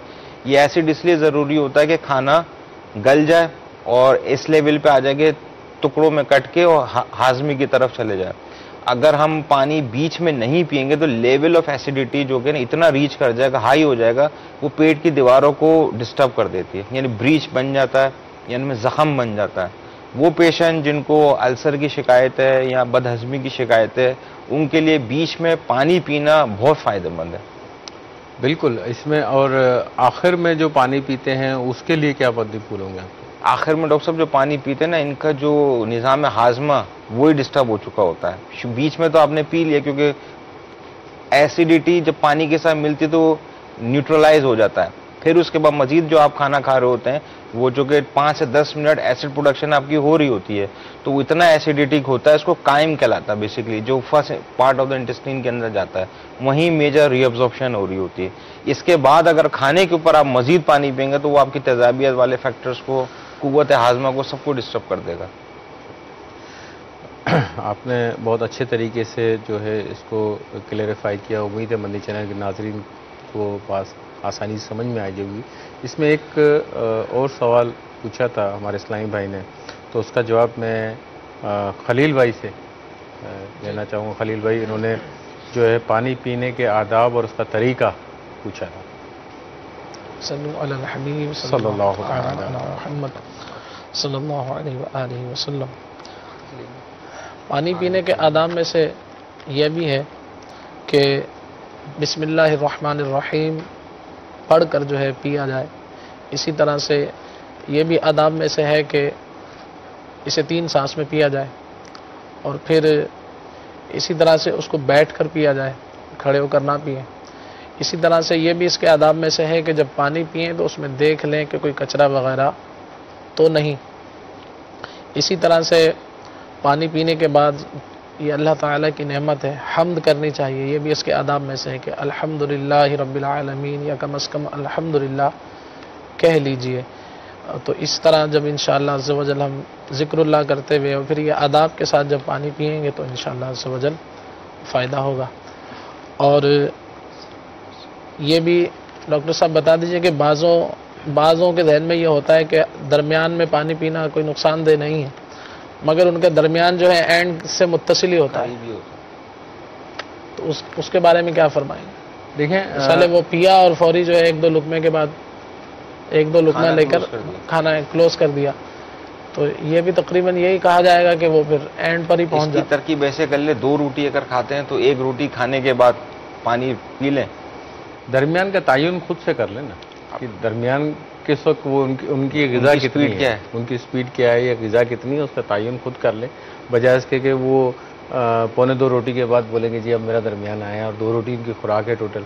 तो दरमियान का तयन खुद कर लेंगे, दरमियान किस वक्त आता है उनका, तो वो ज़्यादा उनको फ़ायदा रहेगा। इसी तरह से वो मुँह के छालों के हवाले से कहा गया था, मुंह के छालों के लिए एक तो ये मेरे आका शेख तरीक़त अमीर अहले सुन्नत दामत बरकातुहुम आलिया ने अपनी किताब घरेलू इलाज में तहरीर फरमाया है कि ताज़ा मिसवाक लेकर जो है मिसवाक कीजिए, और जो उसका लुआब होता है मिसवाक से जो बनता है, तो उसे कुछ देर जो है मुंह में घुमाते रहें। और फिर ये भी है कि अंडे की जो सफ़ेदी होती है, इसमें रुई को भिगोकर जो है वो छालों वगैरह पर लगाया जाए, ये भी फ़ायदा करती है। मुट्ठी भर जो है बरगे हिना यानी मेहंदी के जो पत्ते होते हैं, इसको पानी में उबाल लीजिए, फिर उससे कुल्लियाँ कीजिए, इससे भी इंशाअल्लाह अज़्ज़ वजल ये मुंह के छाले जो है ठीक हो जाएंगे इंशाअल्लाह अज़्ज़ वजल। सब ये एक सवाल था कि रोज़ाना कितनी मिकदार में पानी पी लेना चाहिए नॉर्मल लोगों को? इसमें जो एक नॉर्मल है वो कम से कम ये है कि 8 गिलास कम से कम। सही। लेकिन आपके नेचर ऑफ वर्क, आपके काम करने का जो तरीका है, ये जिस एनवायरनमेंट में, जिस माहौल में आप काम करते हैं, वो बड़ा मैटर करता है इसके अंदर। कि आप कोई ऐसी जगह पे काम करते हैं कि जहाँ पे ह्यूमिडिटी यानी हब्स का आलम है या बहुत ज़्यादा आपको पसीने आते हैं, तो आपकी पानी की रिक्वायरमेंट ज़्यादा हो जाएगी। सही। आप उस सूरत में जो है ना 12-15 गिलास पे भी जा सकते हैं कोई इजीली, मतलब आप जितना ज़्यादा पिएंगे बहुत आसान। उसका आसान सा सिंपल सा तरीका हमने बता दिया कि वो कलर आपका यूरिन का चेंज होता है, आपको आइडिया हो जाएगा कि आपकी पानी की कमी हो रही है। तो मिनिमम कम से कम 8 गिलास तो आपका होना चाहिए, ये 15 गिलास तक जा सकता है इंशाल्लाह। डॉक्टर साहब ये कॉल है, कॉल ले लेते हैं, इंशाल्लाह ड्रिप का भी डिस्कशन जारी रखेंगे। कॉल सुना दीजिए। अस्सलाम वालेकुम व रहमतुल्लाहि व बरकातुहू। वालेकुम अस्सलाम व रहमतुल्लाहि व बरकातुहू। मेरा नाम सैयद अली फराज है और मैं लाहौर से बात कर रहा हूँ। डॉक्टर साहब से ये पूछते हैं कि मुझे पानी की तो कमी हो जाती है, दूसरा मुझे ना पानी कम हो तो दिल की धड़कन बढ़ जाती है, तो रमजान के सवाल से क्या एहतियात करें किस तरह? सही। दूसरी कॉल सुना दीजिए। अस्सलाम वालेकुम व रहमतुल्लाहि व बरकातुहू। वालेकुम अस्सलाम व रहमतुल्लाहि व बरकातुहू। मेरा डॉक्टर साहब से सवाल है कि सुबह नहार मुंह पानी पीना कैसा है? एक और कॉल सुना दीजिए। अस्सलामु अलैकुम व रहमतुल्लाहि व बरकातुहू। वालेकुम अस्सलाम व रहमतुल्लाहि व बरकातुहू। सगी अत्तार गुलाम यासीन अत्तारी अर्ज कर रहा हूँ। माशाअल्लाह मदनी क्लिनिक सिलसिला बहुत ही प्यारा है। अल्लाह ताला इसके चलाने वालों को दीन और दुनिया की खूब बरकतें अता फरमाए। डॉक्टर साहब से अर्ज़ ये है कि मेरे वालिद साहिब को प्रोस्टेट की बीमारी तकरीबन 4 साल से है, तो बराह करम इसके बारे में कोई तिब्बी इलाज या यूनानी इलाज इनायत फरमाते हैं। अल्लाह ताला आपको जज़ा खैर अता फरमाए। अस्सलामु अलैकुम व रहमतुल्लाहि व बरकातुहू। वालेकुम अस्सलाम व रहमतुल्लाहि व बरकातुहू। एक और कॉल दे दीजिए मुझे। मैं मोहम्मद उसामा कादरी अर्ज कर रहा हूँ। मेरा मदनी क्लिनिक में सवाल ये है कि इंसुलिन लेने वाला रोज़ा रखे तो बाज़ लोग कहते हैं कि बीमारियां हो जाती हैं, क्या ये दुरुस्त है? इंशाअल्लाह इसके ऊपर बताते हैं। डॉक्टर साहब पहली कॉलर थे, पानी कम पीने से दिल की धड़कन। देखिए, हमने शुरू में तस्करा किया था कि पानी की कमी की वजह से बहुत सारे प्रॉब्लम्स आ सकते हैं। उसके अंदर एक दिल, इन्होंने खुद उसका तस्करा कर दिया कि दिल की धड़कन कम हो जाती है। इम्पॉर्टेंट सवाल जो इनका हिस्सा था वो ये था कि रमज़ान में हम लोग किस तरह इसको मैनेज करें। ये बड़ा इम्पॉर्टेंट है मेरी नज़र के अंदर कि रमज़ान के अंदर जो बहुत आसान तरीका ये है कि आप इफ्तार से लेकर सहरी के दरमियान जो पीरियड होता है उसमें कम अज़ कम अपने बॉडी की रिक्वायरमेंट जो पानी की है उसको आप पूरा कर लें। वो कम अज़ कम आप तकरीबन ये है कि 10-12 गिलास पे आप लेके जाएं।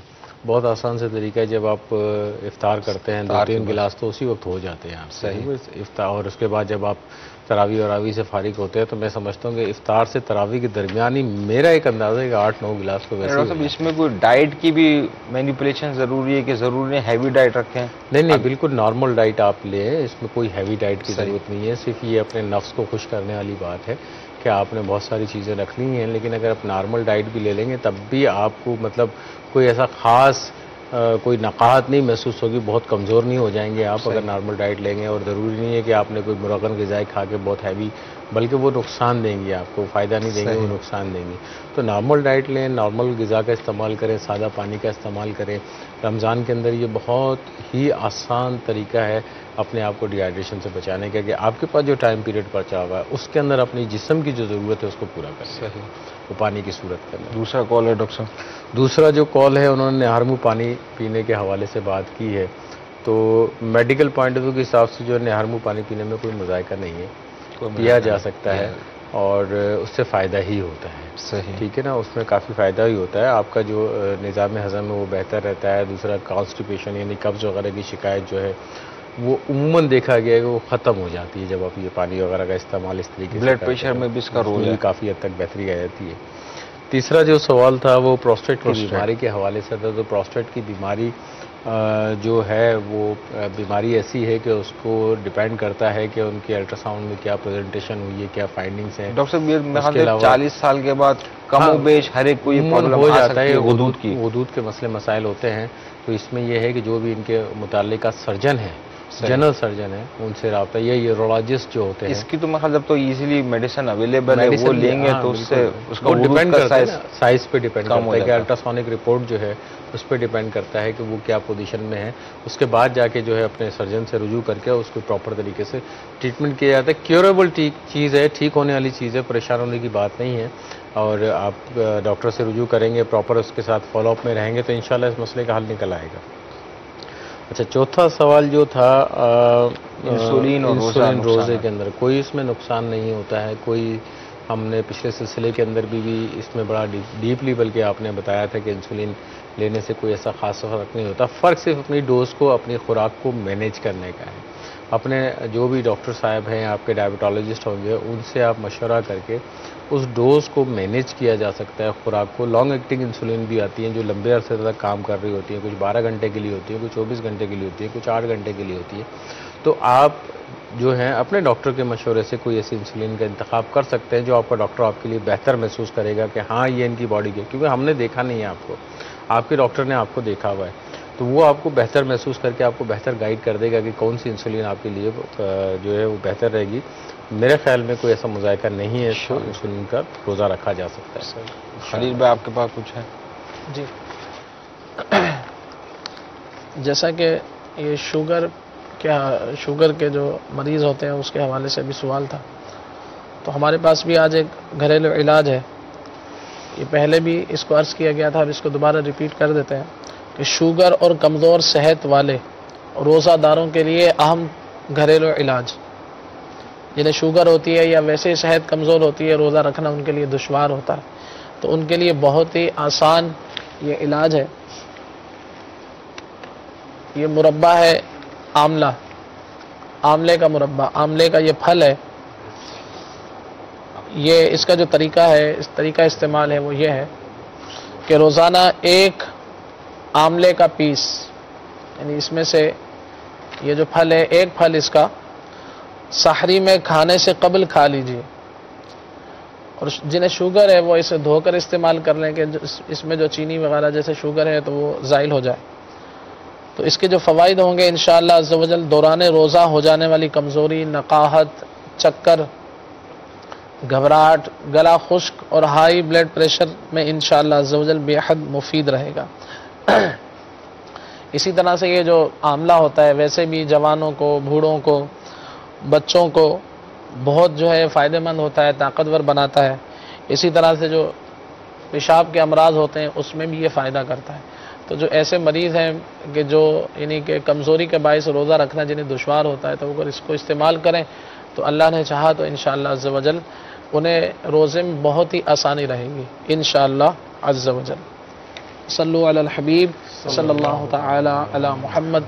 हमारे पास एक और घरेलू इलाज है कि पानी की कमी के हवाले से बात हो रही थी। मेरे आका शेख तरीक़त अमीर अहले सुन्नत दामत बरकातुहुम आलिया अपने रिसाले गर्मी से हिफाजत के मदनी फूल के सफ़हा नंबर 9 पर तहरीर फरमाते हैं, कमज़ोरी दूर करने का नुस्खा फरमाते हैं कि 2 चम्मच चीनी बेहतर है कि ब्राउन शुगर, यानी जो देसी खांड होती है, ये 2 चम्मच चीनी और 1 चम्मच सफ़ेद नमक, 2 चम्मच चीनी और 1 चम्मच सफ़ेद नमक आधे किलो पानी में डालकर उबाल लीजिए। ठंडा हो जाने के बाद इफ्तार में 1 गिलास पी लीजिए। जिस्म में हो जाने वाली पानी की कमी और कमज़ोरी इंशाअल्लाह अज़्ज़ व जल दूर हो जाएगी। मरीज़ों की कमज़ोरी दूर करने के लिए भी ये पानी मुफीद है। शुगर और हाई ब्लड प्रेशर के मरीज़ डॉक्टर के मशवरे के मुताबिक जो है अमल करें।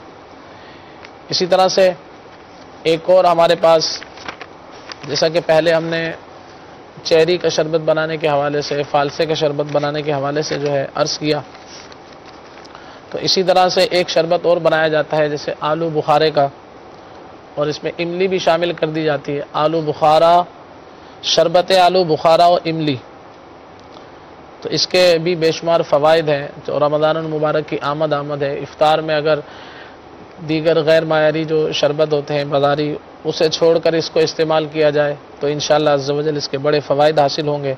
इसका तरीक़ाकार समात फरमा लीजिए कि तकरीबन 25 ग्राम जो है आलू बुखारा, यानी खुश्क जो आलू बुखारा होता है, इसे देख भी लीजिए कि 25 ग्राम हमने ये आलू बुखारा लेना है।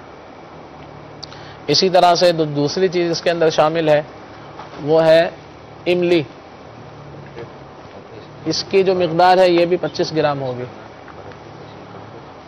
और फिर इसके साथ चीनी 1 चम्मच, नमक हस्बे जायका और पानी 2 गिलास। तो ये तकरीबन 4-5 चीज़ें बनती हैं। तो आलू बुखारा 25 ग्राम, इमली 25 ग्राम, चीनी 1 चम्मच, नमक हस्बे जायका और पानी 2 गिलास।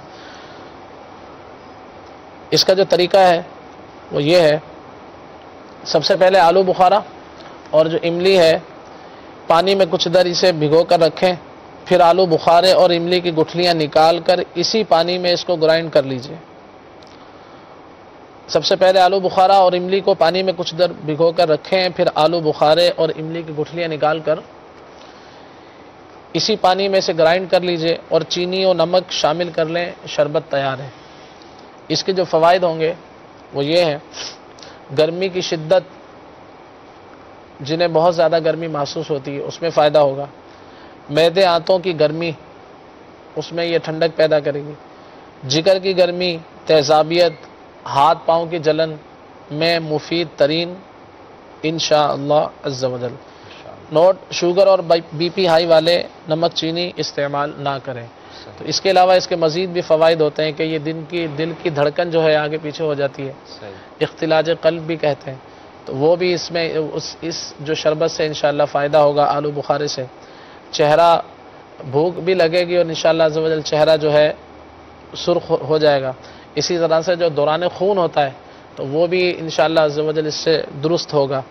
इसी तरह से बाद लोगों की जो रंगत होती है वो पीली हो जाती है, जैसे यरकान की तरह जर्द पीली, तो वो भी इंशाअल्लाह अज़्ज़ व जल इस आलू बुखारे वगैरह से इंशाअल्लाह फ़ायदा होगा। इसी तरह से बाद लोग होते हैं तो उनका काम में दिल नहीं लगता, तो उनको भी इंशाअल्लाह अज़्ज़ व जल जब ये इस्तेमाल करेंगे तो इंशाअल्लाह अज़्ज़ व जल तबीयत में बेहतरी आएगी, तो काम में काज में दिल भी लगेगा। इसी तरह से इमली भी इसमें शामिल है।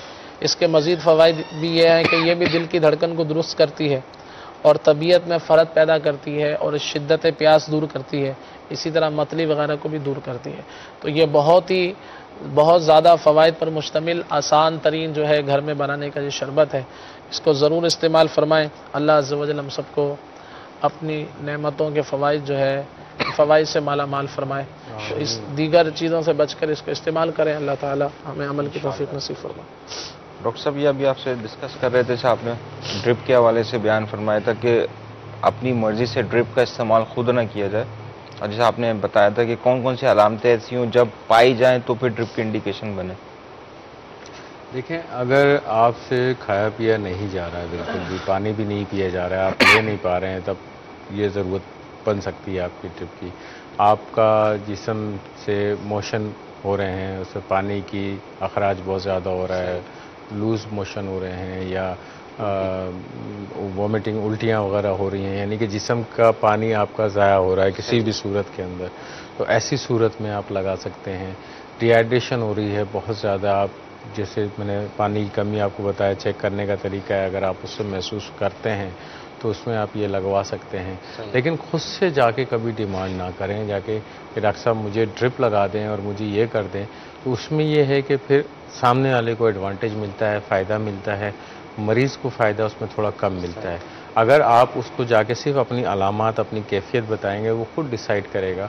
अगर वो आपको ड्रिप लगाने के लिए कहता है तो फिर आप अपनी कैफियत को जांचें, उसको परखें कि आप जो पानी आपका ज़ाया हो रहा है कि आप वो ले सकते हैं, पी सकते हैं। अगर आप वो पी सकते हैं तो वो जो निमकोल की सूरत में मार्केट में अवेलेबल है उसको आप इजीली परचेज़ कर सकते हैं। सस्ती सी चीज़ है और आराम से उसको आप पी सकते हैं। अगर आप परचेज़ नहीं करना चाहते, ख़रीदना नहीं चाहते, तो घर में बनाया जा सकता है। उसको घर में बना के आप उसको इस्तेमाल कर सकते हैं, बशर्ते आप उसको पी सकते हो। क्योंकि अगर आपको उल्टी की कैफियत है, उल्टियाँ हो रही हैं, तब आपके लिए पीना ज़रा मुश्किल हो जाएगा उसको। तो उसमें निमकोल बनाया जा सकता है। बहुत आसान सा तरीका है। चीनी की मिकदार लेके उसकी जो जितनी आप चीनी लेते हैं उसका जो है तकरीबन फ़र्ज़ करें आपने 4 चम्मच चीनी ली है तो 1 चम्मच आप उसके अंदर नमक मिला लीजिए। लेकिन ब्लड प्रेशर और शुगर के मरीज़ जो हैं अपने मौलिद से मशवरा करने के बाद इसको इस्तेमाल करें। हर मरीज़ ये इस्तेमाल ना करे तो ज़्यादा बेहतर है। ये बहुत आसान सा तरीका है जिससे आप बच सकते हैं। ये जो पट्टों की कमजोरी, गर्मी लग जाती है, इसमें ब्लड प्रेशर लो होता है, सब जुमला इसमें से डॉक्टर साहब काम करेगा, इंशाअल्लाह सुजल काम करेगा। पानी की कमी की वजह से हमारा गालिबन वक्त भी कम हो रहा है, तो पानी की कमी की वजह से कुछ 5-6 ऐसी मेन चीज़ें होती हैं जिनको आप नज़रअंदाज नहीं कर सकते, जिससे हमको बहुत नुकसान हो सकता है। वो हम चलते चलते डिस्कस कर लेते हैं। एक तो जिस पानी की जब कमी हो जाती है तो आपका जो जिस्म का टेम्परेचर कंट्रोल करने का सिस्टम होता है ना, वो ख़राब हो जाता है। सही, क्योंकि आपको पसीना नहीं आ रहा होता, ठीक है ना। जब पानी आप कम पी रहे होते हैं आपको पसीना नहीं आता। जब पसीना बेसिकली आपका जिस्म का टेम्परेचर कंट्रोल करता है। जब आपका टेम्परेचर कंट्रोल में रहेगा तो हर चीज़ नॉर्मल में हो जाएगी। तो एक तो जिस्म का टेम्परेचर कंट्रोल करने का होता है, फिर पसीना खारिज होने का जो है ना वो रुक जाता है, उसकी वजह से प्रॉब्लम होती है। फिर दिल का फंक्शन जो है ना वो ऑटोमेटिकली बढ़ जाता है। काम वो उसी तरह से कर रहा होता है लेकिन उसको मेहनत ज़्यादा करनी होती है, कर रहे मेहनत घबराहट हो जाती है। हाँ, मेहनत ज़्यादा करनी होती है क्योंकि वो एक फ़र्ज़ करेंगे एक पतली चीज़ आपकी नालियों में से गुजर रही है और वो पानी सकाफत उसकी बढ़ जाती है, गाढ़ा हो जाता है, तो उसको मेहनत उसी प्रेशर से भेजना है उसको, लेकिन उसको ताकत ज़्यादा लगानी पड़ रही है उसको भेजने के लिए, उसका फंक्शन बढ़ जाता है। इसी तरह जो है आपका दिमाग की जो सलाहियत है उसमें प्रॉब्लम आ जाती है कि आपको जब पानी की कमी होती है तो सोचने समझने की सलाहियत, भूलने की कैफियत, ये सारी चीज़ें अलामत आ जाती है। नमकियात की कमी पैदा हो जाती है, उसका हम डिस्कस कर चुके हैं। एक और इम्पॉर्टेंट चीज़ ये है कि जो सांस है स्मेल आना शुरू हो जाती है अमूमन पानी की कमी की वजह से। बहुत से लोगों को मुंह से स्मेल आती है, तो वो गौर कर लें इस चीज़ के ऊपर। दांतों की बीमारी एक अपनी जगह पे है, अगर वो फैक्टर्स नहीं है तो ये देख लेंगे पानी की कमी है तो नहीं, उनको पानी तो कम नहीं पीते कहीं, तो उसकी मिकदार बढ़ा के भी इसको बेहतर किया जा सकता है पेट के। और फिर जिनको जिल्द यानी अगर पानी आप कम पिएंगे तो आप स्किन जो है ना वो स्किन ड्राई हो जाएगी, खुश्क हो जाएगी, तो उस पर मुख्तलिफ बीमारियाँ होने के चांसेस बहुत ज़्यादा हो जाते हैं। तो ये 5-6 चीज़ें हैं जिनका आप मेनली जो हमारा इफ़ेक्ट पड़ता है। तो ये आज बेसिकली हम लोगों ने पानी के ऊपर बात की थी कि पानी हमारे लिए किस हद तक ज़रूरी है और हमारी ज़िंदगी में कितनी इम्पोर्टेंस है इस पानी की। उम्मीद है जिन्होंने ये सिलसिला देखा होगा तो पानी की अहमियत को समझते हुए इसको बचाने की, संभालने की कोशिश करेंगे, ज़ाया नहीं करेंगे, इसराफ़ नहीं करेंगे। इसराफ़ करना जायज़ नहीं है, मुनासिब नहीं है, गुनाहगार होंगे। एहतियात करें अपने लिए भी, फ्यूचर के लिए भी। पानी बहुत इम्पॉर्टेंट है हमारी ज़िंदगी के लिए। इंशाअल्लाह सो जल्द ज़िंदगी रही तो अगली दफ़ा मुलाकात होगी इसी सिलसिले में मदनी क्लिनिक में। सल्लु अलल हबीब सल्लल्लाहु तआला अला मुहम्मद सल्लल्लाहु अलैहि वसल्लम।